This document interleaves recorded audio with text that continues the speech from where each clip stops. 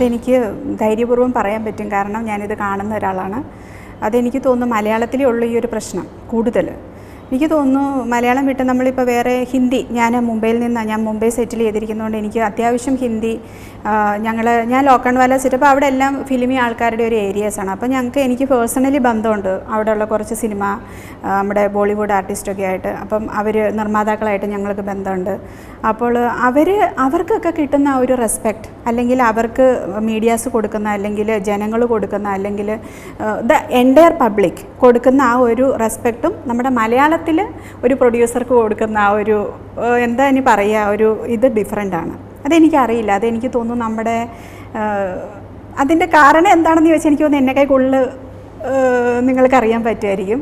കാരണം എനിക്ക് അതിനെപ്പറ്റി അറിവില്ല, അതിൻ്റെ കാരണം എന്താണെന്ന് എനിക്കറിയില്ല. പക്ഷെ അതില്ല എന്നുള്ളത് സത്യമാണ്, കിട്ടാറില്ല.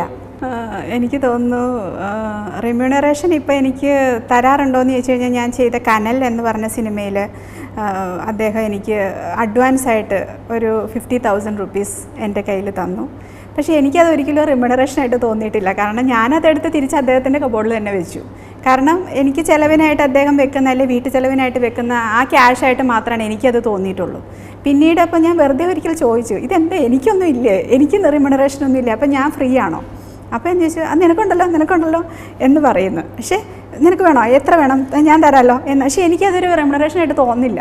കാരണം ഒരിക്കലും അത് നമ്മൾക്ക് മറ്റൊരാൾ തരുന്ന ഒരു എന്ന് പറഞ്ഞാൽ അത് ശരിക്കും ഒരു വാല്യൂ നമുക്ക് വരണം എന്നുണ്ടെങ്കിൽ മറ്റൊരു പ്രൊഡ്യൂസർ നമ്മൾക്ക് ഒരു ശമ്പളമായിട്ട് അത് തന്നാൽ മാത്രമേ വരുള്ളൂ. ഒരിക്കലും ഹസ്ബൻഡ് എടുത്തിട്ട് നമുക്ക് തന്നാൽ ഒരിക്കലും അതിന് വാല്യൂ വരില്ല. അപ്പം ഞാനത് എടുക്കാനും പോയിട്ടില്ല, ഞാൻ പിന്നീട് ചോദിച്ചിട്ടുമില്ല.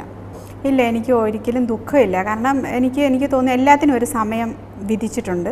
അപ്പം നമ്മൾക്ക് എന്ത് വരണം, അല്ലെ ദൈവം നമ്മൾക്ക് എന്ത് തരണം, അത് ആ സമയത്ത് തന്നുകൊണ്ടിരിക്കും. അപ്പം എന്നെ സംബന്ധിച്ചിടത്തോളം ഞാൻ ഹാപ്പിയാണ് ഇപ്പം. കാരണം എന്താണെന്ന് ചോദിച്ചു കഴിഞ്ഞാൽ, എനിക്ക് എൻ്റെ ഒരു സ്ത്രീയെ സംബന്ധിച്ചിടത്തോളം അവരുടെ ലൈഫ് സെറ്റിൽ ചെയ്യുക എന്നുള്ളത് വളരെ ഇമ്പോർട്ടൻ്റ് ആയിട്ടുള്ള, ഈ സിനിമ അല്ലെങ്കിൽ ഈ ഒരു പ്രശസ്തി, ഇതൊന്നും ജീവിതത്തിൽ നമ്മൾ ശരിക്കും നോക്കിയ ഒന്നുമില്ല. ഇതൊക്കെ താൽക്കാലികം, ജസ്റ്റ് എന്താ പറയുക, ഒരു ഡ്രോപ്പ് പോലെ, ഒരു വാട്ടർ ഡ്രോപ്പ് പോലത്തെ ഒരു കാര്യമുള്ളൂ. പക്ഷെ നമ്മൾക്ക് ഇത് കിട്ടുന്ന ഇതൊരു താൽക്കാലിക സന്തോഷമാണ്. പക്ഷേ ഇതിനേക്കാളെല്ലാം ഉപരി ഒരു സ്ത്രീ അല്ലെങ്കിൽ ഒരു കൗമാരക്കാരി യൗവനത്തിലെത്തുന്നു, അവൾ വിവാഹിതയാവുന്നു, ഭാര്യയാവുന്നു, അവൾ അമ്മയാവുന്നു, അവൾ മുത്തശ്ശിയാവുന്നു, അമ്മായിയമ്മയാവുന്നു. ഇതൊക്കെയാണ് ഒരു സ്ത്രീ എന്ന് പറയുന്നത്, കംപ്ലീറ്റ് സ്ത്രീ എന്ന് പറയുന്നത് അതൊക്കെയാണ്. ഇപ്പോൾ എന്നെ സംബന്ധിച്ച് ഞാനും എൻ്റെ ആഗ്രഹങ്ങളും കൊച്ചു ഇതൊക്കെ തന്നെ എൻ്റെ ജീവിതത്തിൽ ഇമ്പോർട്ടൻ്റ് ഇതൊക്കെ തന്നെയാണ്. ഒരമ്മ, ഭാര്യ. അപ്പം അത് കഴിഞ്ഞിട്ടുള്ള സന്തോഷങ്ങളാണ് എനിക്ക് സിനിമയിൽ നിന്ന് ഇപ്പോൾ കിട്ടുന്നത്. ഇത് പക്ഷേ ബാഹ്യമാണ്, ഇത് പെർമനൻ്റ് അല്ല, ഇത് വളരെ താൽക്കാലികമാണെന്ന് എനിക്ക് വളരെ ക്ലിയർലി അറിയാം. അപ്പോൾ അതുകൊണ്ട് ഞാൻ ഇതിനെ ഒരിക്കലും എടുത്ത് നമ്മുടെ ജീവിതത്തിൻ്റെ മുകളിൽ വെക്കില്ല. ഇതെപ്പോഴും ഉണ്ട്, എനിക്ക് സന്തോഷം തരുന്നുണ്ട്, പ്രശസ്തിയുണ്ട്, എല്ലാം ഉണ്ട്. പക്ഷേ ഇതിനെല്ലാം ഒരു പരിധി ഞാൻ നിശ്ചയിച്ചിട്ടുണ്ട്. ആ പരിധി വിട്ടിട്ട് ഞാൻ ഇതിനെ മേപ്പിൾ വെക്കില്ല. അപ്പം എനിക്ക് തോന്നുന്നു ഞാൻ സന്തോഷവതിയാണ്. കാരണം എൻ്റെ ലൈഫിൽ ഞാൻ സെറ്റിൽഡാണ്, എനിക്ക് നല്ലൊരു ഭർത്താവുണ്ട്, എനിക്ക് 2 മക്കളുണ്ട്. അപ്പോൾ എനിക്ക് അവരെ നോക്കാൻ പറ്റുന്നുണ്ട്. അപ്പോൾ അത് കഴിഞ്ഞിട്ട് അവരുടെ സന്തോഷങ്ങൾ, അവരുടെ ജീവിതം, അവരുടെ റെസ്പോൺസിബിലിറ്റീസൊക്കെ കഴിഞ്ഞിട്ടാണ് ഞാൻ സിനിമയിൽ സമയം കണ്ടെത്തുന്നത്. അപ്പോൾ ഇവിടെയും ഞാൻ ഹാപ്പിയാണ്. അപ്പോൾ ഇത് രണ്ടും കൂടെ ബാലൻസ് ചെയ്ത് കൊണ്ടുപോകാൻ പറ്റുക എന്നുള്ളതാണ് ഒരു സ്ത്രീയെ സംബന്ധിച്ചിടത്തോളം ഏറ്റവും വലുത്. അതല്ലാതെ എനിക്ക് തോന്നുന്നു നമ്മൾ വിവാഹത്തിന് ശേഷം സിനിമയിൽ നിൽക്കണമെങ്കിൽ ഹസ്ബൻഡിൻ്റെ സപ്പോർട്ട് വേണം. ഇതല്ലെങ്കിൽ നമ്മുടെ കുടുംബജീവിതം ഹസ്ബൻഡ് സപ്പോർട്ട് ചെയ്യാതെ നമ്മൾ വിവാഹം കഴിഞ്ഞിട്ട് സിനിമയിലേക്ക് പോയാൽ ഇങ്ങനൊരു ഫീൽഡിൽ ഒരിക്കലും മലയാളീസ് അക്സെപ്റ്റ് ചെയ്യുമെന്ന് എനിക്ക് തോന്നുന്നില്ല.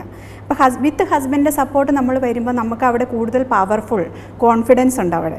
അപ്പോൾ കല്യാണത്തിന് മുന്നേ നമ്മൾ വരുമ്പോൾ എനിക്ക് തോന്നുന്നു വേറെ ഒത്തിരി വെല്ലുവിളികൾ അവിടെ ഉണ്ടാവും. ശരി, എനിക്ക് തോന്നുന്നു, ഞാൻ വന്നിട്ടില്ലാത്തതുകൊണ്ട് അറിയില്ല, പക്ഷെ ഞാൻ പറഞ്ഞു കേട്ടിട്ടുണ്ട്. അപ്പോൾ എനിക്ക് തോന്നുന്നു ഞാൻ ഇപ്പോഴാണ് കൂടുതൽ സന്തോഷവതി, ഇപ്പോഴാണ് ഞാൻ കൂടുതൽ സേഫ്. എൻ്റെ ജീവിതം സെറ്റിൽ ചെയ്തു. അപ്പോൾ ഈ ഒരു വശത്തു നിന്ന് കിട്ടുന്ന ഹാപ്പിനെസ്സും ഉണ്ട്. അപ്പോൾ എനിക്ക് തോന്നുന്നു എനിക്കൊട്ടും ദുഃഖമില്ല, ഞാൻ സന്തോഷവതിയാണ്. എനിക്ക് തോന്നുന്നു ഇത് രണ്ടും 2 തലമാണ്. നൃത്തം എന്ന് പറയുന്നത് എനിക്ക് മറ്റൊരാളെ ആശ്രയിക്കേണ്ട ആവശ്യമില്ല, അല്ലെങ്കിൽ ഞാൻ മറ്റൊരാളുടെ ആശ്രയമില്ലാണ്ട് എനിക്ക് തന്നെ സന്തോഷം കണ്ടെത്താവുന്ന ഒരു മേഖലയാണ് നൃത്തം.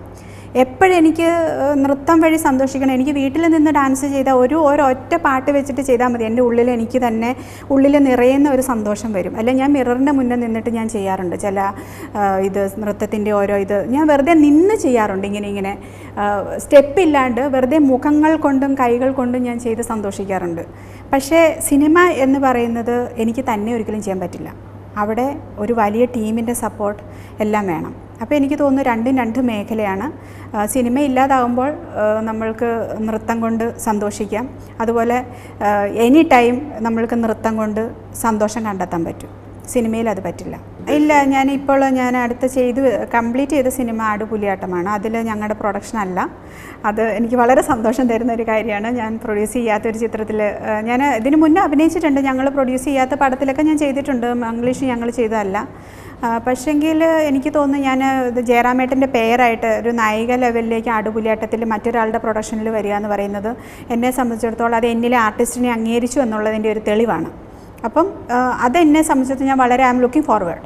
അപ്പോൾ എന്നെ സംബന്ധിച്ചിടത്തോളം അങ്ങനെയുള്ള സിനിമകൾ എന്നെ വിളിക്കണം, അല്ലെങ്കിൽ ഞങ്ങളെ പ്രൊഡ്യൂസ് ചെയ്യാത്ത സിനിമയിൽ എന്നെ ഡയറക്ടേഴ്സ് വിളിച്ച് എന്നെ അഭിനയിപ്പിക്കണം എന്നുള്ളത് എൻ്റെ വലിയൊരാഗ്രഹമാണ്. അപ്പോൾ അത് സാധിച്ചു എനിക്ക്. അപ്പോൾ ഇനിയും മുന്നോട്ടേക്ക് ലുക്കിംഗ് ഫോർവേഡ് ടു ദാറ്റ്. പക്ഷെ ഞങ്ങളുടെ പ്രൊട്ടക്ഷൻ തീർച്ചയായിട്ടും ഉണ്ടാവും. അത് ഞാൻ നോക്കുന്നില്ല, അത് അദ്ദേഹം നോക്കുന്നുണ്ട്, നടക്കുന്നുണ്ട്. ആ പാർട്ട് അദ്ദേഹത്തിന് പൂർണ്ണമായിട്ട് 100% അദ്ദേഹത്തിന് വിട്ടുകൊടുത്തിരിക്കുന്നു.